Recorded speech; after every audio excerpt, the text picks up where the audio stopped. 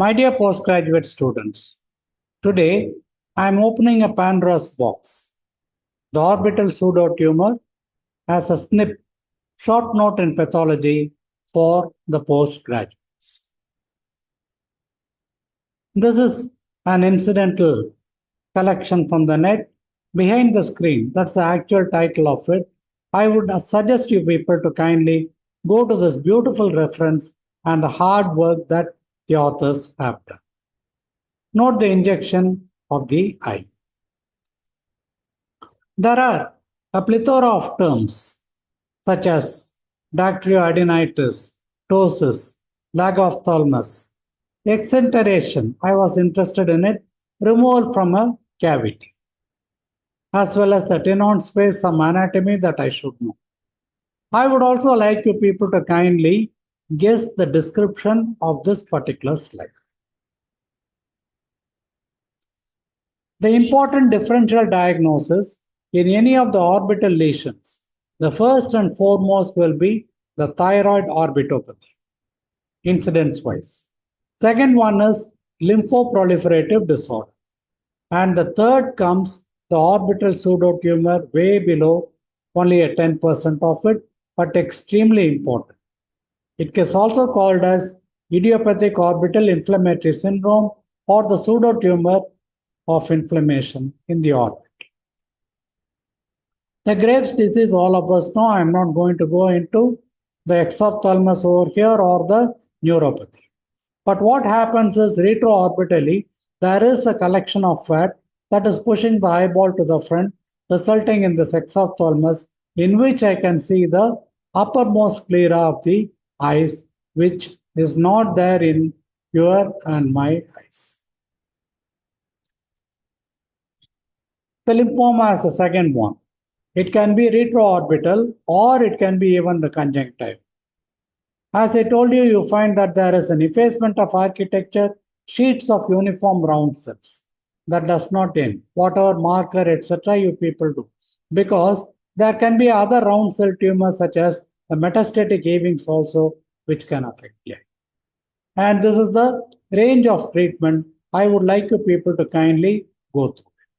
Because in most cases, you find that steroid or corticosteroid will be the line of management for this.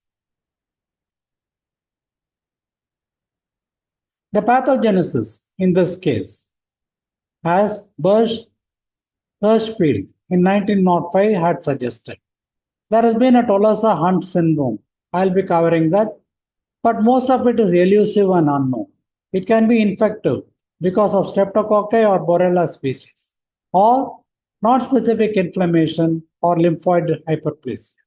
Necrotizing vasculitis, which means some immunology, is there. Complement deposits, HLA. Again, they are all components of immunology which have to be identified. There can be proliferating nuclear antigen. Probably something like SLE is in there. PCNE. And also you find that there can be Vigenous granulomatosis and sarcoidosis, which have to be ruled. The orbital pseudo-tumour is today's topic. It affects all ethnic groups and the age, quite a range, 4 to 80, mean being 44. Any side, right or left, can be affected, resulting in proptosis. It can be focal, it can be diffuse.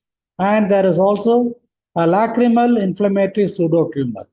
In this context, I would like to tell you people that the term pseudo-tumour is used all over the body, and I would like you people to kindly have your own collection. This is a story of a 13-year-old girl presenting with 1 month history of a lesion in the left eye, the upper eyelid. And all the investigations have been done. There has been appropriate treatment over here. So there is something that is not sclerosing, but actually contracting the eye. The differential diagnoses are these: lymphoproliferative. And for that, immunophenotyping, molecular genetics, etc. are done. Here also you find in any form of the lymphoma, there can be a kind of infiltration.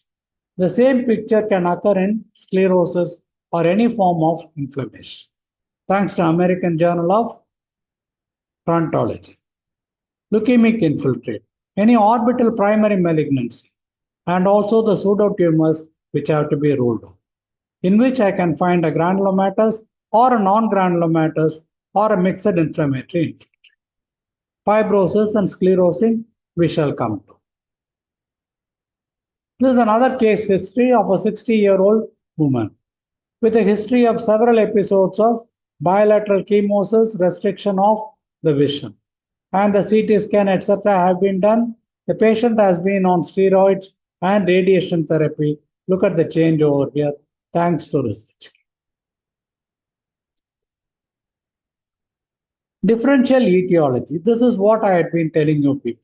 So it starts with anything like such as an aneurysm and ends with vaginous granulomatosis and others. So it is not knowing this list that matters. It is making the diagnosis that matters most for the patient. So as I told you, these will have to be ruled out. And incidentally, this is a case of aspergillosis or mucormycosis. I think there are quite some aseptate hyphae branching at right angles. Mucormycosis is probable. Tolasa-Hunt syndrome. I was quite interested in this particular word because I did not. So it is episodic, unilateral or retroorbital with pain for about 8 weeks. Ophthalmoplegia is there, affecting the second, fourth, and the sixth cranial nerves for about 2 weeks. Treatment is with steroids.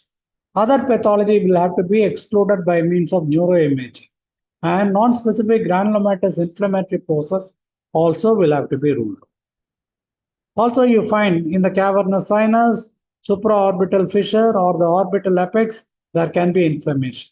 There is narrowing of the intracavernous internal carotid artery that can happen. Look at this one, how the CT scan is able to make a diagnosis. There are two things over here. The thyroid disease, you people know. I'm not going to go into the details. There is something else called the orbital myositis, a primary disease of, and these are the clinical details. Both are totally different. For example, there is a lid lag in thyroid disease, whereas in orbital myositis, no lid lag is. Thanks to eye rounds, another source of reference. Another case study over here, fever, headache, loss of vision, chemosis and proptosis, and you find that this is a defect that is seen, and after treatment you find that there has been a recovery. And these are the investigations. The central nervous system being affected. It can be two-way. Either there is a CNS lesion that is affecting the eyeball or vice versa. In this case, there is an orbital pseudo-tumor with intracranial extension, which is very, very rare. Decreased vision, proptosis, and through the orbital fissure into the cranial fossa. It produces a non-specific fatty infiltration. There are three things, no fatty chain, fatty infiltration, fatty insinuation. We shall see that at a later date. It resembles infection or neoplasm. There is treatment with a high tone of corticosteroids followed by radiotherapy, and the differential diagnosis is granulocytic thyroiditis. One of the complications of the disease or the treatment can be a glaucoma. The systemic manifestations of orbital pseudo-tumor. It can mimic more serious conditions. As I had been mentioning earlier, rhabdomyosarcoma, metastasis, E-wings, recurrent multifocal osteomyelitis, and also synovitis, acne, pustulosis, and osteitis, the Sappho syndrome. Idiopathic ocular disease. And in this, there is a histopathology. I am finding that there is a non-specific polymorphic. I am saying polymorphic because there are darker areas which are probably the lymphocytes and the paler areas which are the histiocytes or the macrophages. So this looks something like a sinus histiocytosis to me. And there also can be a mixed infiltrate of neutrophils and eosinophils. There is increased connective tissue edema and fibrosis. Also, there can be a sclerosing orbital pseudo-tumor with extensive fibrosis. So this is it. So it is again a local growth with proptosis, diplopia. The diagnosis is done by orbidotomy. Orbidotomy, probably you are opening up. Maybe if necessary, you will be taking a small bit of biopsy and it can end up in a vaginous granulomatous. Again, there is a sclerosing ocular pseudotumor thanks to New York Eye Cancer Center. And this is what I find. It is not a neoplasm, there is a muscle that I am seeing, but then these are the lymphoid follicles, mixed infiltrate and an infiltration. Whether it is an autoimmune or an inflammatory, it has to be decided. The management in general will be radiation, cytotoxic drugs, immunosuppressant, IV immunoglobulin, and all these things, which I had mentioned earlier. And sometimes you find that there can be necrosis identified in the lesion that has been described. Recall and rollout. So it is a diagnosis by exception. And I find that there are ill-defined granuloma-like lesions, which means there can be anything from tuberculosis to sarcoidosis or any other lesion which can produce a granuloma, which can occur in thyroiditis also. And I am not going to go into the stage of exophthalmos. There is an entire list of systemic diseases which can affect the eye. So this is here. Thyroiditis, sarcoidosis, vaginous, even Crohn's, SLE, and so on. I would like you people to kindly by heart this entire one. Probably this single slide would suffice. And also the neoplasm which I had mentioned, which can be primary or secondary.